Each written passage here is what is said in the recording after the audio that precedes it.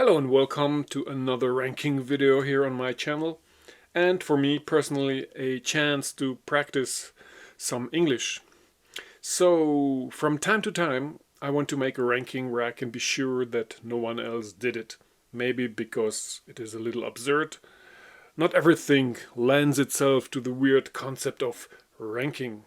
But then again, a ranking video like this is maybe just an excuse so a person can occasionally talk about a particular band. So, anyway, I picked O YUKI CONJUGATE, one of my favorite bands for a very long time. 35 years or something.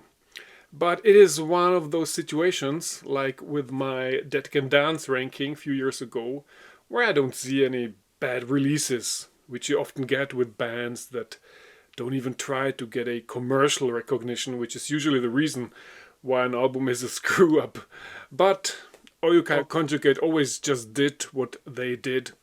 So it's difficult to create a coherent ranking here, because whatever they did, it was always pretty interesting. So it must be clear that I see no dumpster fires here. I find all the releases fascinating, and even an album that ranks at the bottom of the list is just there because something needs to be at the bottom. I still like it a lot, or at least find it very intriguing, or it speaks to me in some way, or I just would not want to miss it in my collection. Anyway, let's talk about some great records. O YUKI CONJUGATE is a project out of Nottingham, at least at first. Actually, to be very precise, they are from Babington, I think. Nottinghamshire is pure English heartland, neither north, south, east or west. The region, I think, is called East Midlands.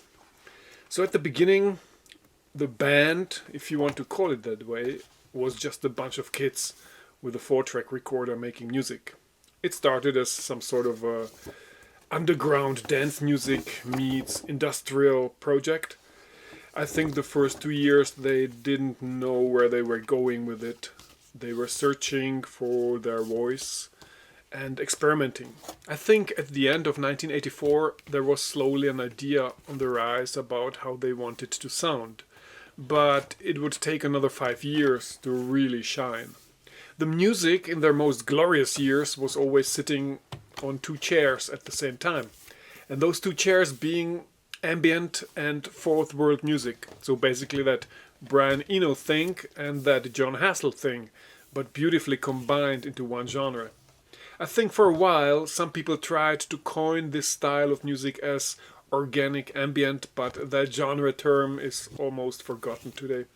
But what is important, they very soon started to have this great handwriting, their own sound, which is probably the one thing that is most valuable about this band.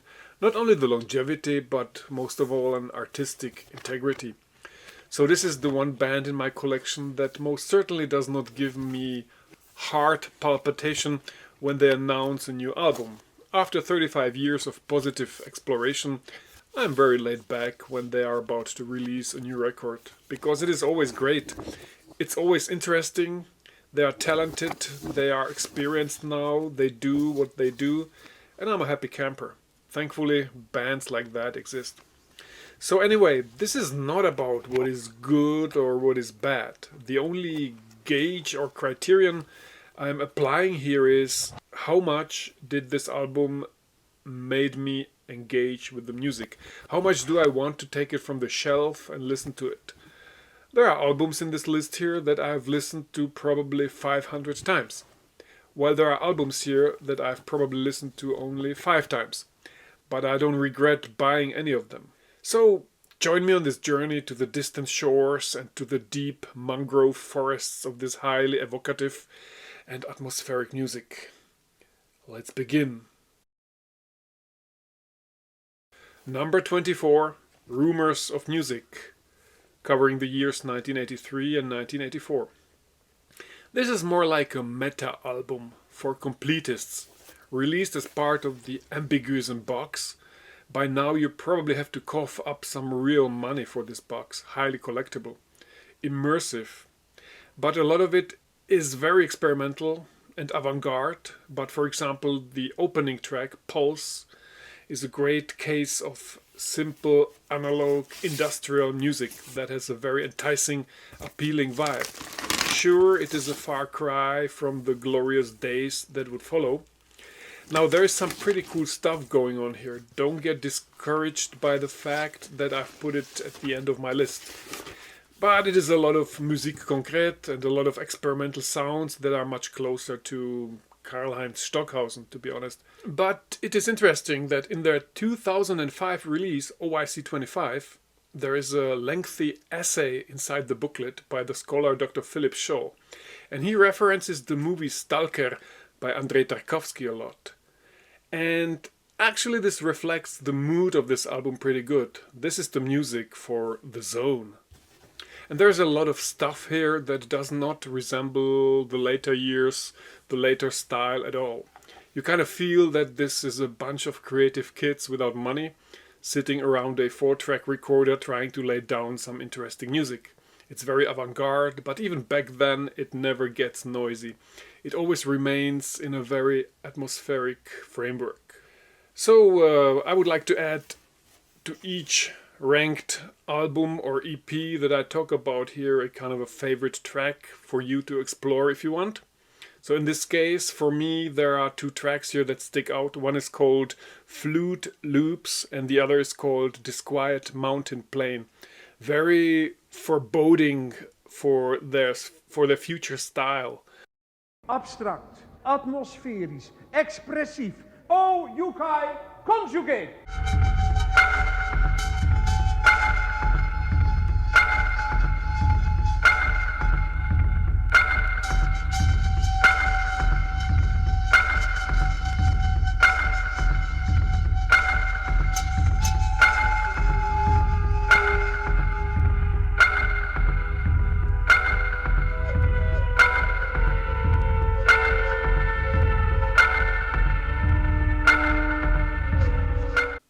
Number 23, Untitled, from 1983, respectively 2017.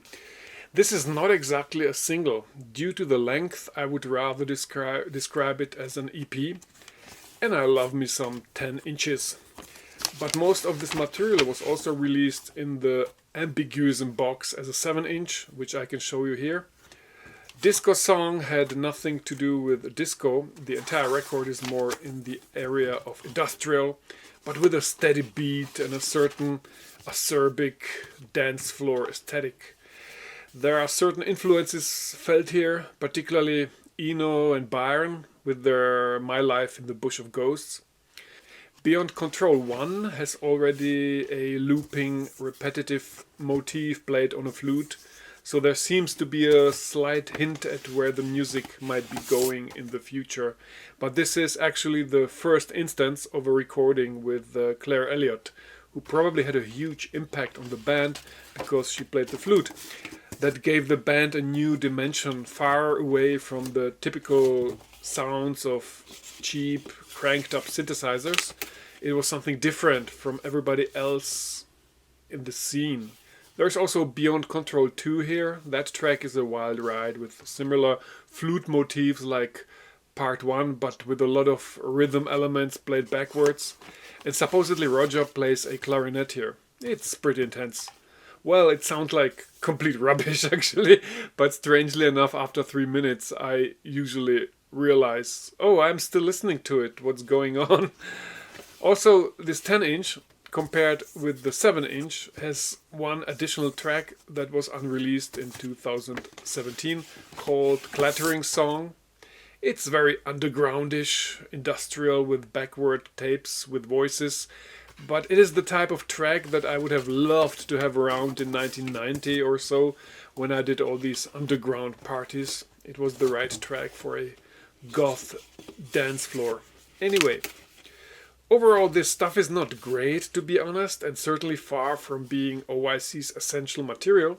For a student of their music, this is certainly interesting because it shows very well how this band progressed and how they started.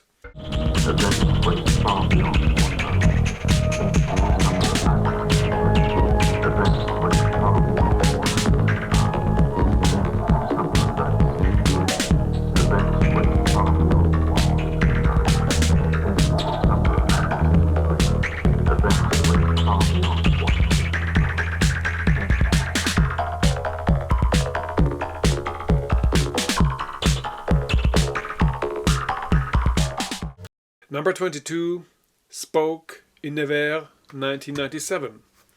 This is a live album recorded at Musique Ultime Festival Nevers in France in June 2nd, 1996. This was composed and performed by Andrew Hume, Joe Gardiner, Daniel Mudford and Pete Woodhead. I like this kind of a spacey musique concrète opening called Untitled One with these found object sounds. There's also a lot of saxophone playing, but in a very experimental, atmospheric way, kind of appropriated in the same way John Hassel did it with the trumpet. Some of it is a bit influenced by Talking Heads, I think, by David Byrne, particularly a track like Untitled 5. There is another album that can only be obtained in a digital format from their Bandcamp page, and that is another concert from the same year. Probably half a year later, after their live performance in Nevers, they were invited to Berlin, so they performed a very similar concert there. By their own admission, they were more confident than before at Nevers.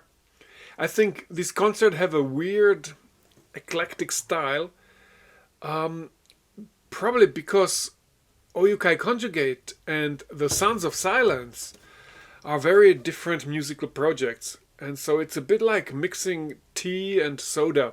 It doesn't always make sense, but that is kind of part of its experimental charm, I guess. And it should be noted that both Spoke concerts are recorded pretty well. Considering the underground nature of it all, I find the recording quality rather pleasant. It feels beautifully spatial without any compression malarkey. Favorite track to explore? My favorite track here is in all likelihood Untitled 2. For me, the strongest track here. Fascinating, enigmatic mood, some natural drum sounds adding the right texture.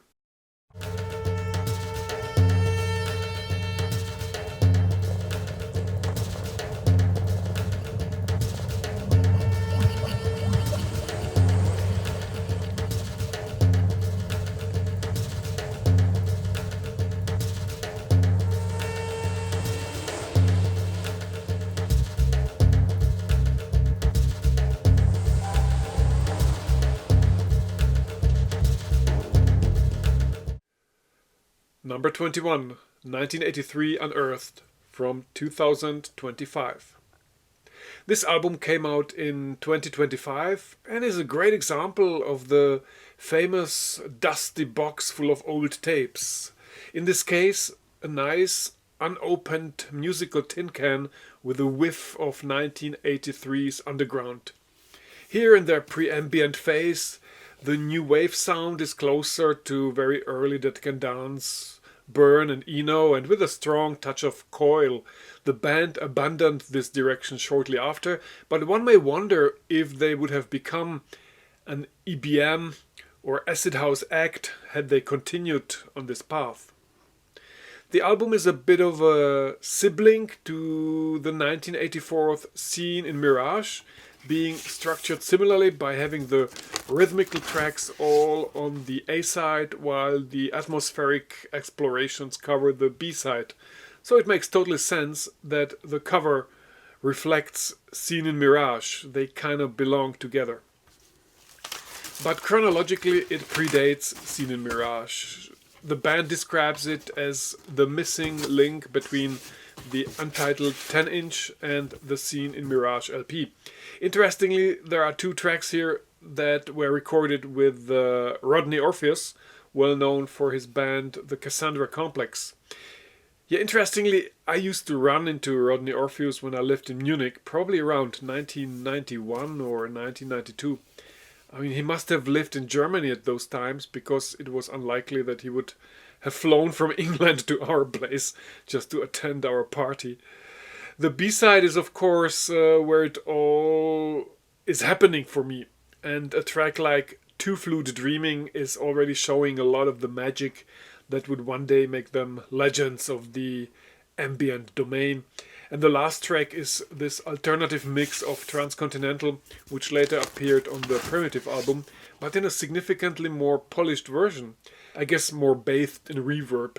This version is a little more gritty. Now, I would certainly not go as far as saying that this record is better than Scene in Mirage, but it is an intriguing experimental album with a lot of mood and attitude. And it is a great snapshot of 1983 when things seem possible and making music was an adventure with roads less taken all around you. I think my favorite track to explore here is the before mentioned Two Flute Dreaming.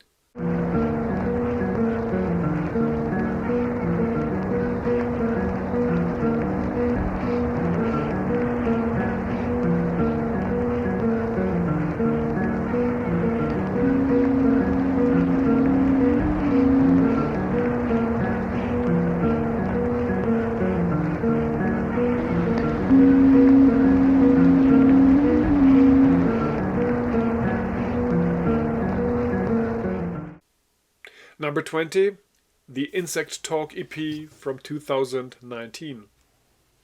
Actually, this is the second time they've done it, taking one track from Equator and make a remix record out of it.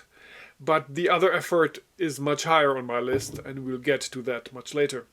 The first track is not just the same version like on the original album, it is a slightly different mixdown with less reverb, I think. This record is certainly a very appealing production for DJs and all kind of bedroom DJs, but is it an essential OYC release if you are new to this band? Probably not. The entire record falls much more under the genre of dubstep and a sort of abstract electronica or minimal techno if you will, but I'm kind of reaching here.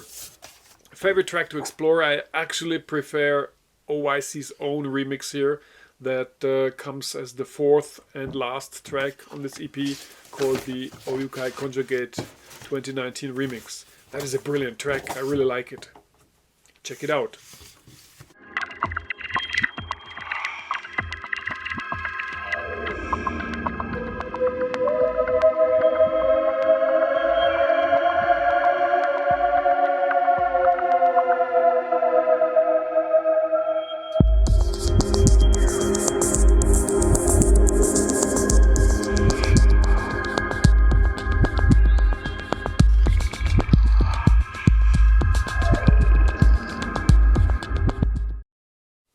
Number 19, soundtracks covering music from 1983 to 1986. Another afterthought album from the Ambiguous Box that came out in 2010. Charming atmospheric music still with a lot of exploration and experiment. There's also quite a lot of musique concrète going on here, but already pretty neatly embedded into the whole ambient structure. Some of these tracks were part of the Peripheral Vision video project, and most of the music here you can find on the Primitive compilation, which I will talk about later. What ties the music here together is the fact that these tracks, at some point or another, were used as soundtracks to underground films and experimental videos. Most of these experiments can actually be found in the Ambiguous Box on an edit DVD. The track Denouement reminds me a bit of 70s German bands like Cluster or Harmonia. It has this proto-ambient vibe, and tracks like Seen from the Outside or Mute Calm give you a good sense of this emerging style they were developing, this exciting mixture of a driving, pulsating repetition that at the same time is being surrounded by this beautiful calmness. Mute Calm is interesting because it is a recording created by Andrew and Claire, and it was actually supposed to be the name of their own band project. Were they breaking up the band? Splitting? Is there some drama behind the track? I don't know. This is the band that doesn't do drama, at least so it seems. But the whole thing never happened. All I know is that Andrew was living in Leeds in those days and was running an indie label called Final Image. So favorite track to explore, there are some incredible tracks to choose here. Check out Vaiteri, check out Mute Calm, and definitely check out Transcontinental.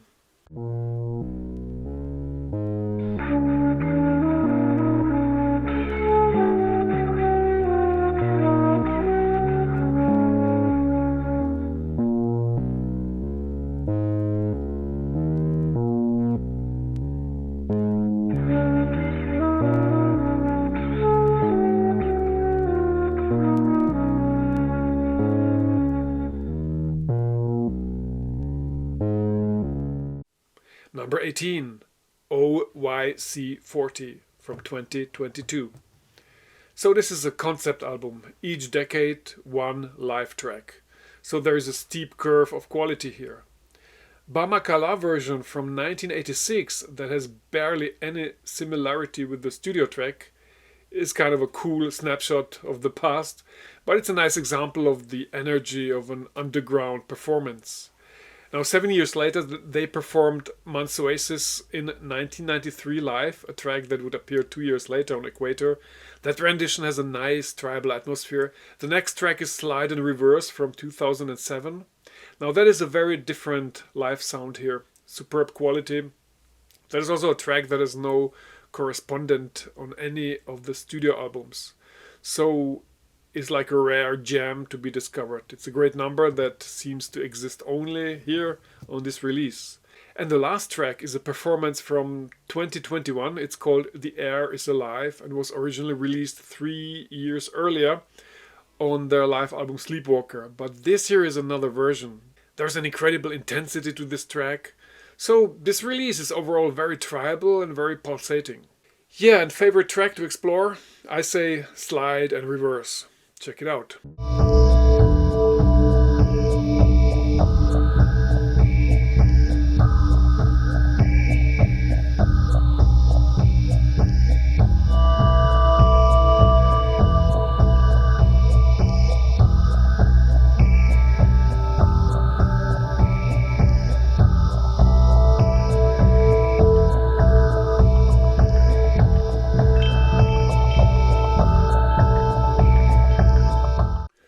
Number 17, Seen in Mirage. Seen in Mirage was the first proper album by the band in 1984.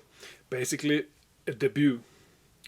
The structure of the record was quite interesting because you had the A-side, which contained all these tracks that were kind of in this industrial underground dance music style with all kind of rhythm loops, while the B-side had all these calm ambient type of recordings. And while this album seems to rank really low, I think it is pretty important as a stepping stone for this band, but generally for the entire genre. Besides, from now on, all the releases I mentioned here are just fantastic. So there's this intense, eclectic opening called Kiri, which is a fascinating blend of sampling, new wave and world beat, long before world beat.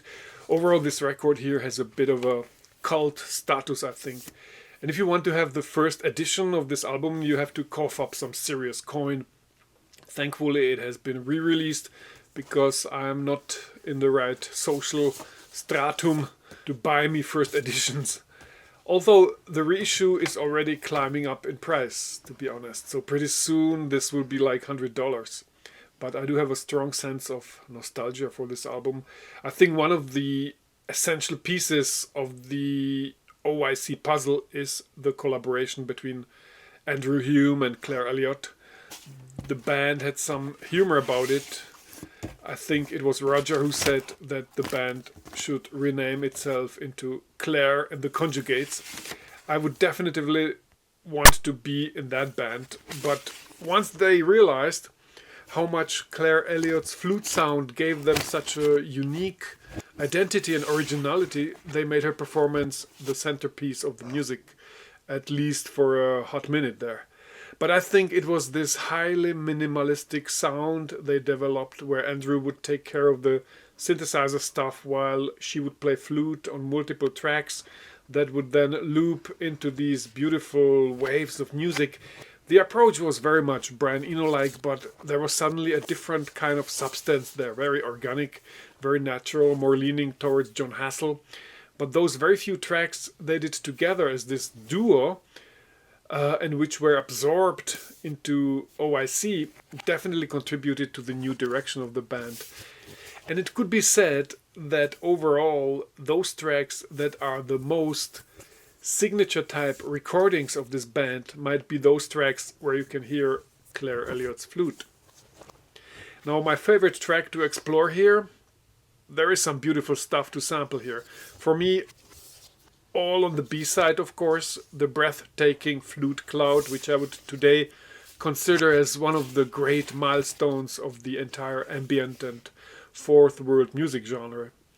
And when we are talking about fourth world music, then check out Odoman Koma. That's some brilliant stuff. That's why this band is getting recognized as one of the big pioneers and innovators of both ambient, tribal beat and fourth world music.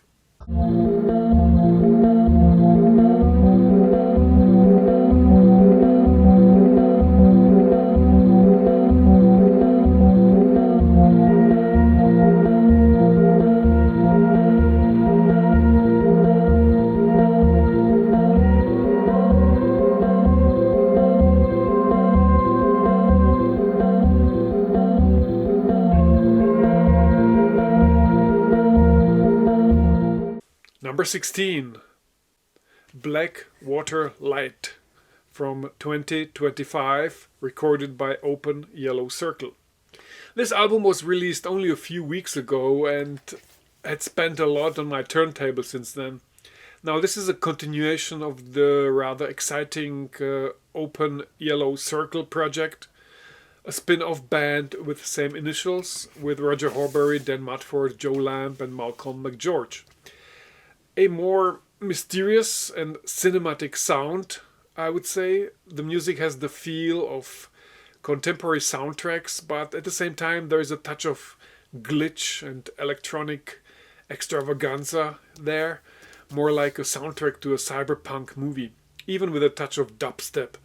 So it is very fascinating how they manage to merge a sound that feels very detached and almost archaic with a sound that is rather modern and has these elements of dub and downtempo. I do appreciate that this record stays very eclectic for the duration, and the album needs to be commended for its originality and its unique vibe. It is different from all the other records we talk about here, I would say. There is a rainy moodiness in this record and a sense of melancholy, but not in a very sentimental way. My favorite track to explore here, probably the enigmatic, highly atmospheric opening track Tanralt. There is something very archaic and at the same time cinematic about this track. Or the second track, Moon Projector, has a very enticing mood, somewhere between dub and the music of the Balkans.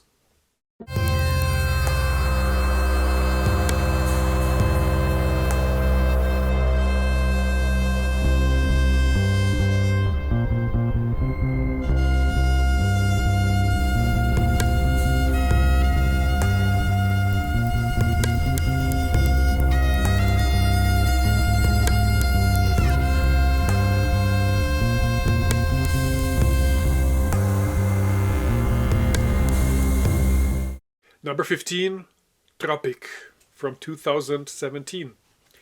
This album slowly started to grow on me. At the beginning I did enjoy it, but this is a type of record where the quality reveals itself through repeated listening. This album had a very ambiguous start because it was introduced with the announcement that this music is entirely based on fragments and unreleased tracks and samples recorded during the glorious Equator sessions. This approach has an advantage and disadvantage at the same time. On the one hand, it catches immediately my attention. On the other hand, it is dangerous when you listen to it and slowly realize that this is not Son of Equator, the sequel. Now, you can actually immediately hear the Equator sound palette there. This becomes quickly obvious. But the artistic approach is very contemporary, and it is not an album that tries to be ambient more than necessary. A lot of it is more in avant-garde and experimental sampling with musique concrète. So it is not always entirely pleasant to listen, but it is always very engaging and thought-provoking. And the sound quality is outstanding. And what is great about this album is that you can always discover something new here. There are a lot of interesting moments hidden inside the music that might not reveal themselves at the first listen. So more than any other album of this band, this album is this mysterious journey through the dark musical places. It is certainly gloomier than Equator. And my favorite track to explore here, Now that is a tough one because the record basically has only two 25 minutes tracks on each side of the record, but I could certainly recommend the last 10 minutes from the B-side, which is called Darkness Was Here Yesterday.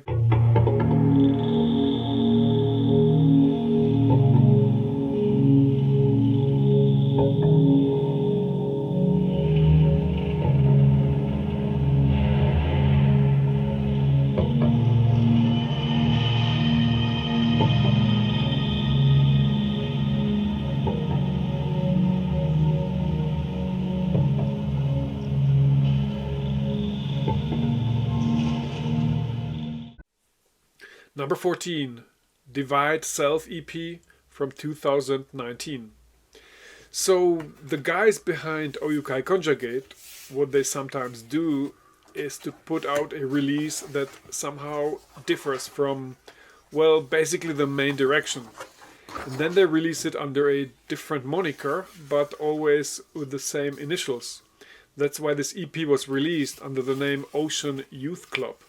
Now I think the general artistic concept behind this album was the idea, if this was a synthesizer heavy project, which O YUKI CONJUGATE actually never really was, how would their music sound? So this is intentionally more digital and electronic than usual, but overall this beautifully fits their style. So this is a lovely release, less of a pure ambient album and more of an atmospheric exploration of electronic sounds. Actually, there's a bit of Edward Artemiev sound to this record, like the soundtrack to Tarkovsky's Solaris. And it is an EP of around 26 minutes, so the time flies by. So this is a good one.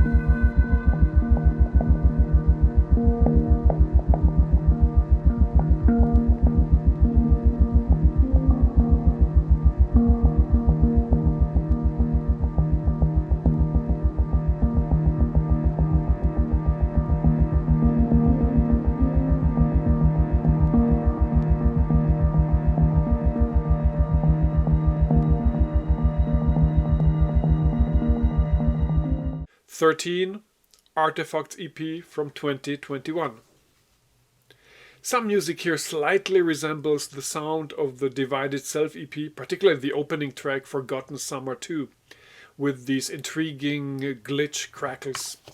But at this point it must be clear that this band has transcended the ambient genre and is doing entirely their own thing. A lot of their current music is in part a kind of a experimental post-rock with a lot of fourth world music. Now, after the reformation of OYC that took place around 2015 or so, the lineup was basically a duo comprising of Andrew and Roger. But this EP here marks a little change by Joe Lamb joining the project, who would also be part of the Open Yellow Circle lineup. Favorite track to explore would be Empire. Dark track, like a soundtrack to a dystopian science fiction movie, very cyberpunk in style, quite brooding, but also very rich in sound. There is so much happening there, and it's all so evocative.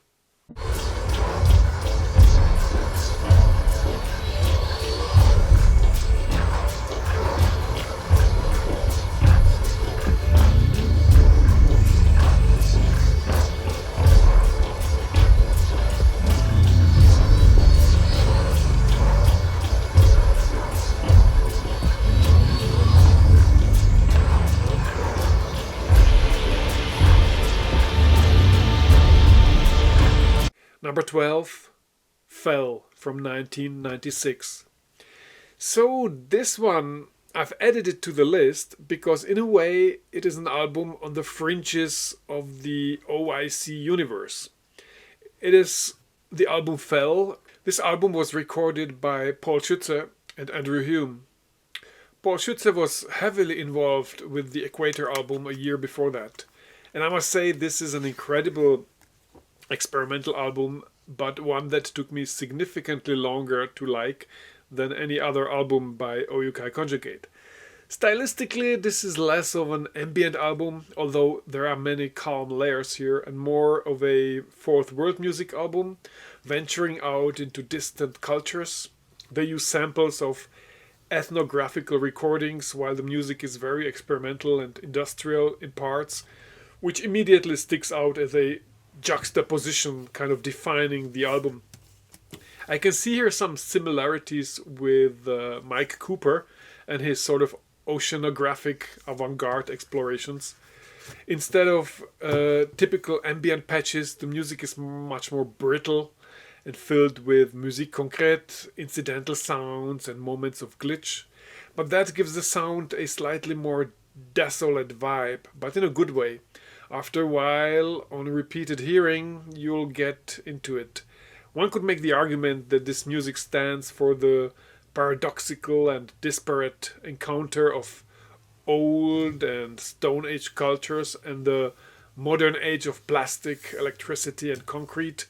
Claude Lévi-Strauss and his book Triste Tropique comes to mind. This is like the soundtrack to the book. There is just this sense of cargo cult in the air. Overall, it is less accessible than a O YUKI Conjugate album, but it can become very rewarding with its gloomy mood and industrial atmosphere. Over time, I became quite fascinated with this music. Favorite track to explore? There are many intriguing moments to choose from here. I picked this one, a track called Ayahuascan Incision, which beautifully represents this unique mood of the album.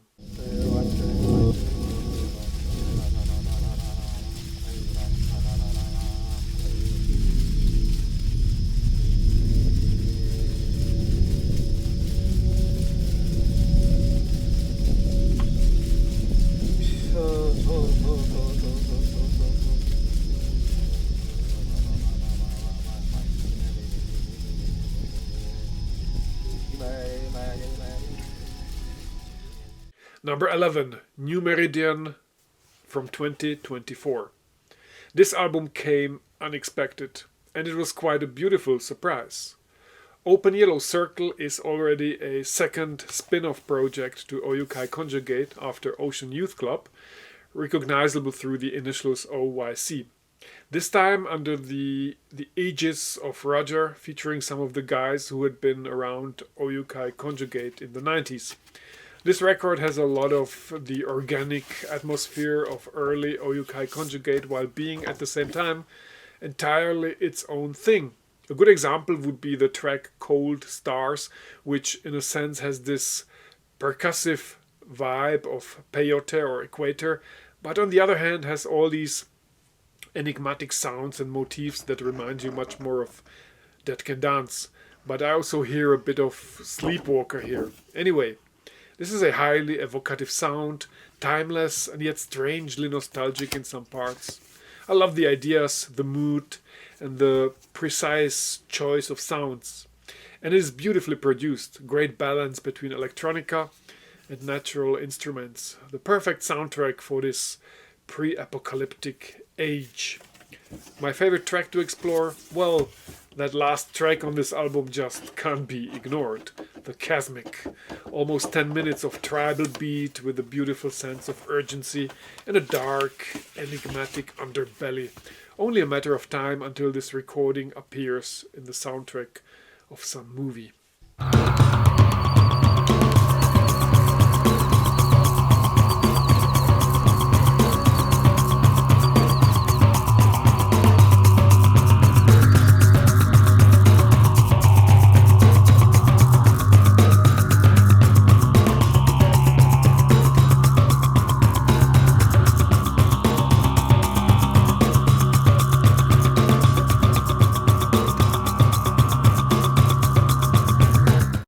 Number 10, Sleepwalker from 2019.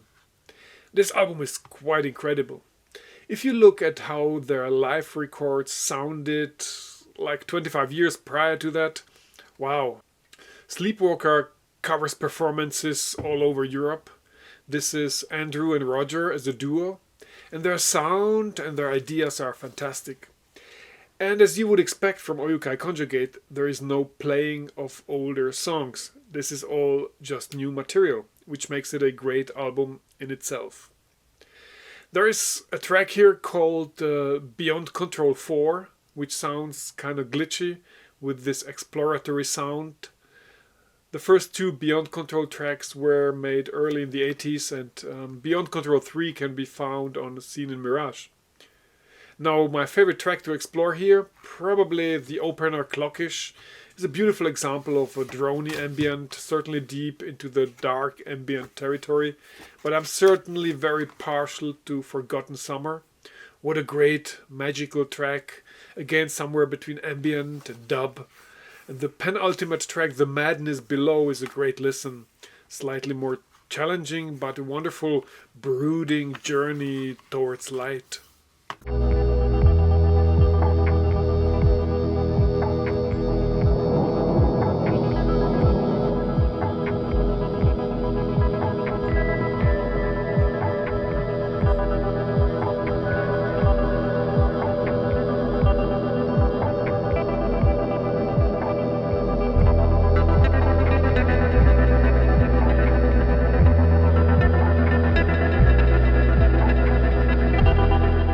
Number 9, Attention of Opposites, Volume 1 and 2 from 2021. So this is a bit of a concept album, albeit in a structural sense, because it's a double album where each disc features contributions from one of the two artists. That's why it is divided into Volume 1 and Volume 2, wherein Volume 1 covers tracks recorded by Roger Horbury, and Volume 2 contains recordings by Andrew Hume. This is a damn good album. Great adventure to leave the dull, annoying world behind for 90 minutes or so and explore these carefully crafted moods and atmospheres. And there are tracks here, particularly penned by Roger, that have this very classic ambient sound. Tracks like Retrograde, which is something that OYC usually tried to avoid the last 20 or so years. But it is certainly interesting to listen to O YUKI Conjugate going down this firmly codified road of ambient soundscapes. But of course Volume 2 starts with Andrew's stuff and things get immediately quite weird. Unfolding sounds like you've been transported to some different planet, highly futuristic music. Now it should be noted that this first came out as a tape, as a K7, tapping into the new tape revival that I hear about. But thankfully a year later this was also re-released on vinyl in this very sweet layout. Great stuff. Favorite track to explore? Well, there's a lot of great tracks to choose from. I think Retrograde is amazing in all of its Eno-esque simplicity, but there is also this incredible track at the end of the album called I Don't Know, I'm Not a Dream. Now this is 11 minutes of highly exploratory adventure with enigmatic elements of avant-garde while slowly morphing into this beautiful musical statement.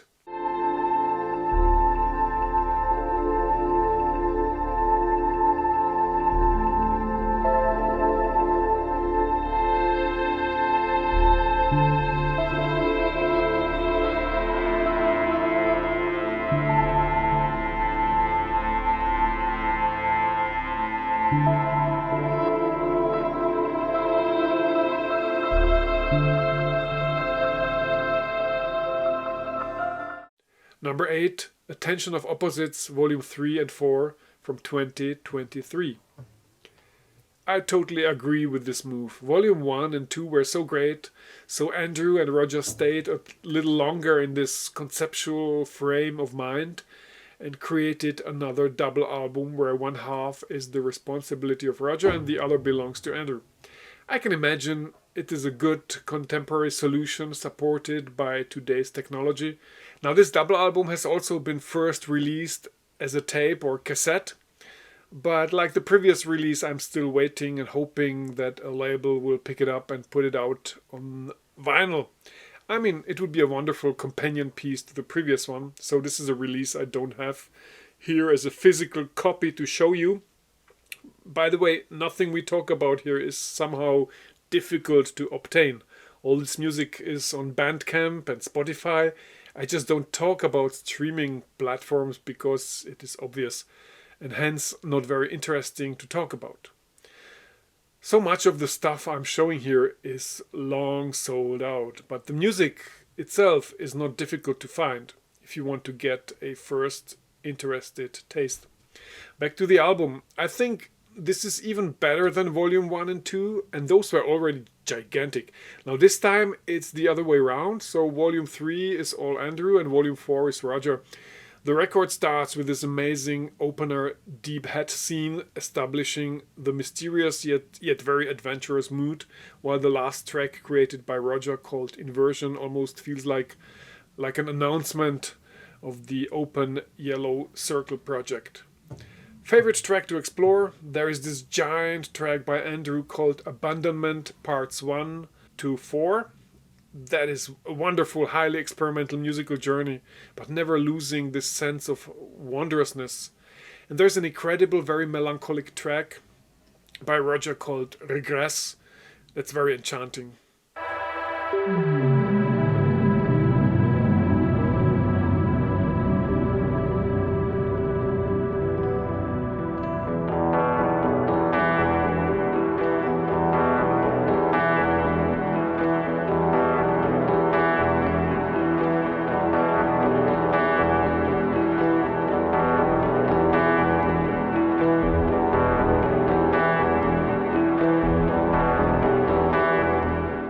Number 7, The Euphoria of Disobedience from 2006.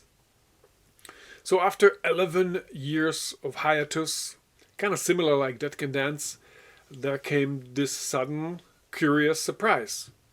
And the album had a completely different sound, but their experience just shows every minute. They've put this out in 2006, and this was, without a doubt, the best ambient album of the year. Killer.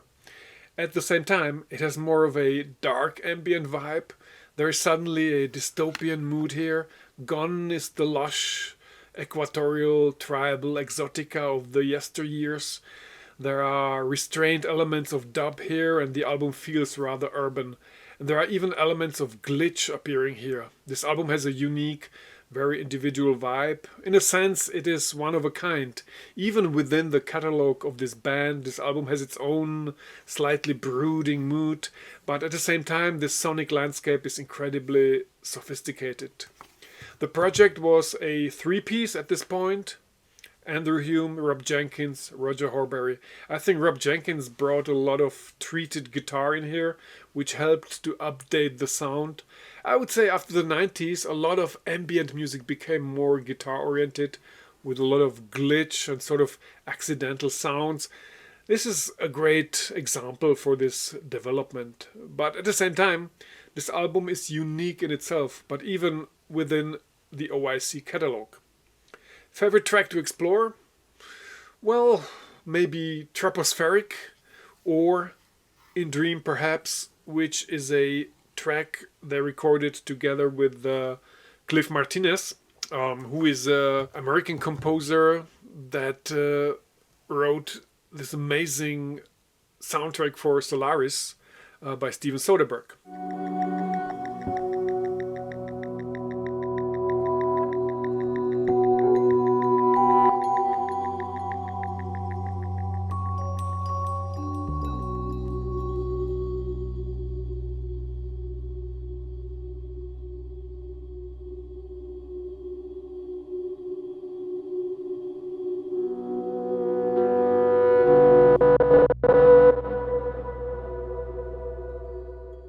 Number 6, Primitive, collected works covering 1983 till 1987, released in 1996. So while this might have been a compilation covering their early period, when it came out in 1996, over half of these tracks were previously unreleased or completely unknown. If anything, they may have functioned as soundtracks to experimental videos, but we didn't know much about that back in the day. If you can still find this CD here, which came out on Stahlblad in the Netherlands, I can really recommend this. It's a perfect compilation covering the first 5 years of their work, but focusing on the tribal and organic stuff that would prove to be the right direction for them. So I've listened the hell out of this CD. So basically you have 2 releases covering their early years. You have the Ambiguous in Box and you have this CD. Now the ambiguous in box is more something for really dedicated fans and completists, while if you are more of a novice to this band, this CD makes much more sense. This CD covers beautifully everything essential before Into Dark Water. So I'm a big fan of this album, and I've spent a big portion of the 90s and 0 years listening to this album. This is an essential album, I would say, particularly to cover the early period, but with all those tracks that were basically pointing towards future. Brilliant atmosphere. Great CD. Favorite track to explore? Try Savannah Nocturne and Rail Music.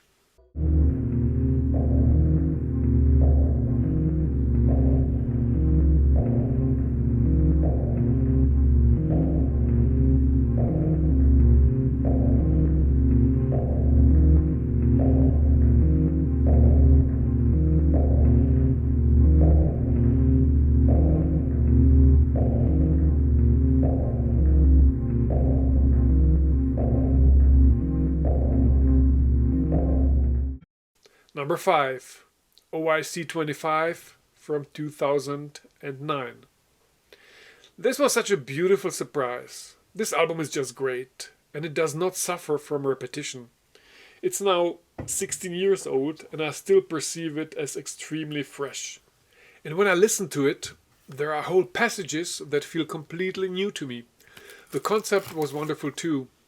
The idea behind this album was on the one hand the fact that this was celebrating their existence of 25 years, and on the other hand they kinda managed to invite almost everybody who was involved in the band in the 80s and 90s. So this is like a big lineup summit, including Andrew Hume, Roger and Tim Horbury, Rob Jenkins, Dan Mudford from Sons of Silence, Claire Elliott is back, Joe Gardiner, who worked on the Equator album, and Pete Woodhead, who was also on the Equator album. Now this of course makes me think of the album Union by Yes that came out I think 1991, and it's basically the same concept with 8 musicians being on the record, but unlike Union, which is a highly questionable and not entirely honest enterprise, this here is a proper reunion of 8 people, and the entire encounter was recorded in this long jam session. So there's a lot of incredible discipline in this music. This is all basically improvised, but a very unique chance to hear them playing exactly under this type of circumstances. And there is a DVD inside the package where you can kind of see them recording this album and getting all together. It's fantastic CD. I really like it. Favorite track to explore? Let's pick 25-2, a beautiful nostalgic journey evoking the memory of their exotic era between peyote and equator.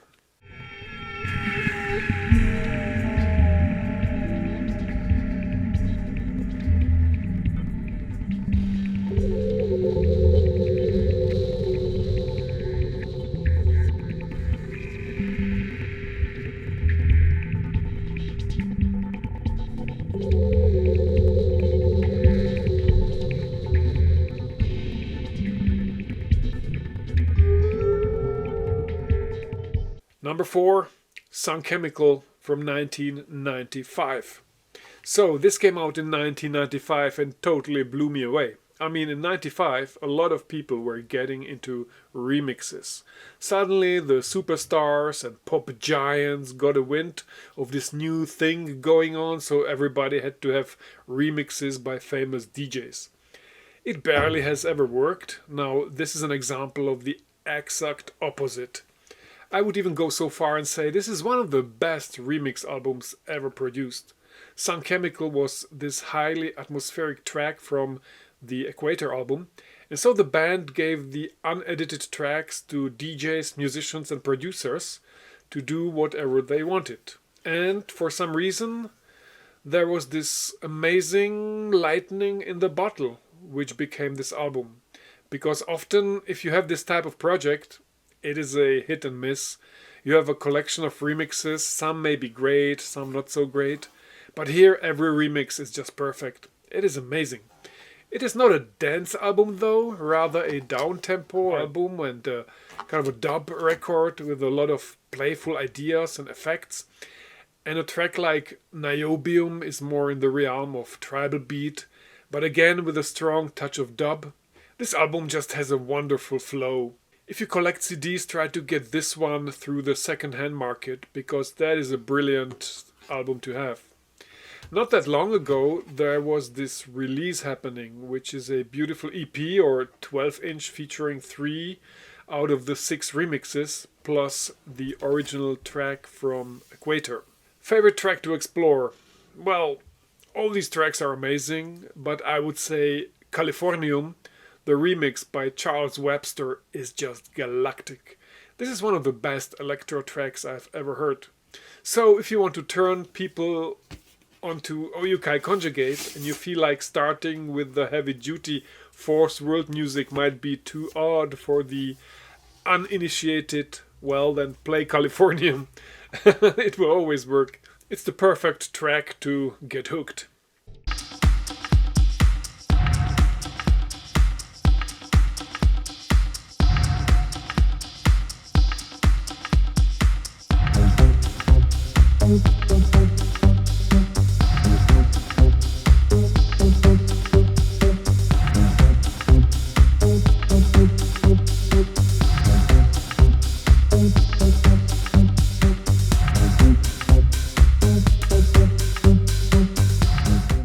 Number 3, Into Dark Water 1987, or Undercurrents in Dark Water 1992.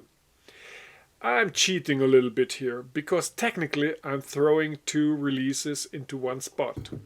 So, Into Dark Water came out in 1987 and was quite a triumph for the band, because while Seen in Mirage may be this highly collectible debut LP, musically it was still quite disjointed and showing a band still searching for their voice. And the right direction already shows there, particularly on the B-side. But Into Dark Water, which came out 3 years later, was a fully conceived, highly cohesive album. Here, for the first time, the signature style of O YUKI Conjugate is unveiled.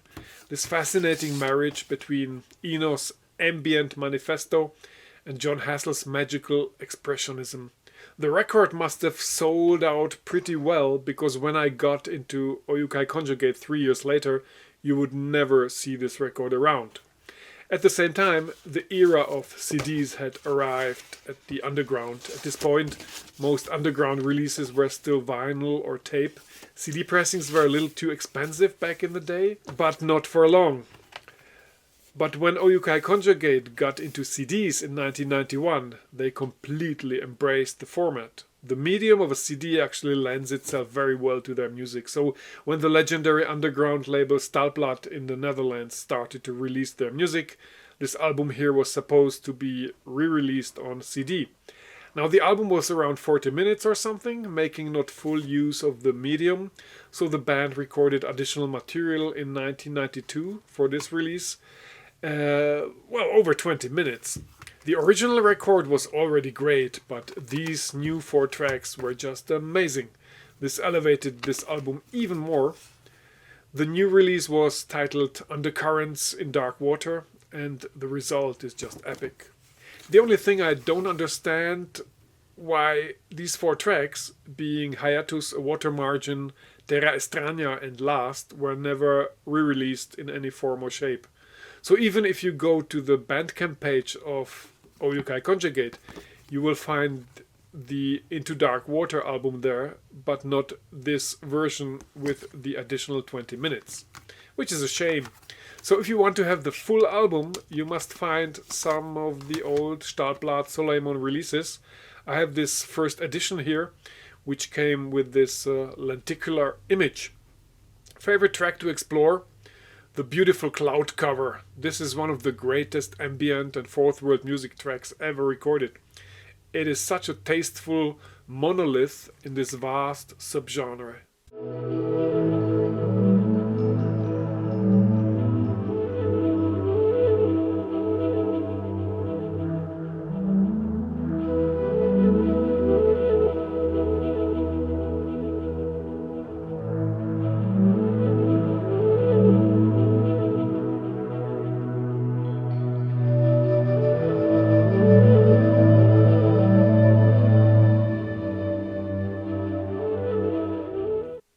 Number 2, Peyote from 1991. Many guest performers, Manish Chandra on tablas, and there's a lot of tablas here. And they were doing this sound even before Bill Laswell and Material got into it. So this album is a great statement, and stylistically this was pretty much on the cusp in 1991. This was an extremely futuristic album, a giant landmark. Probably the closest this band ever got towards the genre term world beat. There is intense beauty to this album. It must be listened as a whole, as an experience. Use it while you drive your car through the night. It is amazing.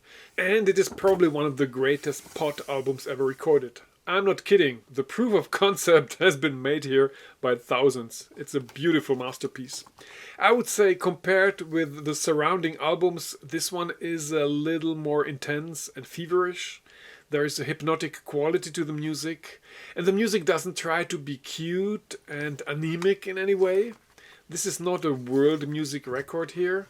This is pure fourth world, so it is a musical adventure with some gripping and thrilling moments. There's a bit of a grit to the album. World music is like being on board of some giant ocean liner thinking that this is exotica. But this music here takes you deep into some ethnographical trouble of the beaten track. This is pure music for shipwreck survivors. Favorite track to explore? There are so many here. It is such a mesmerizing album. Tidal Dance is one of my favorite tracks here, but today I've picked the opener, Snake Charm. Just check it out.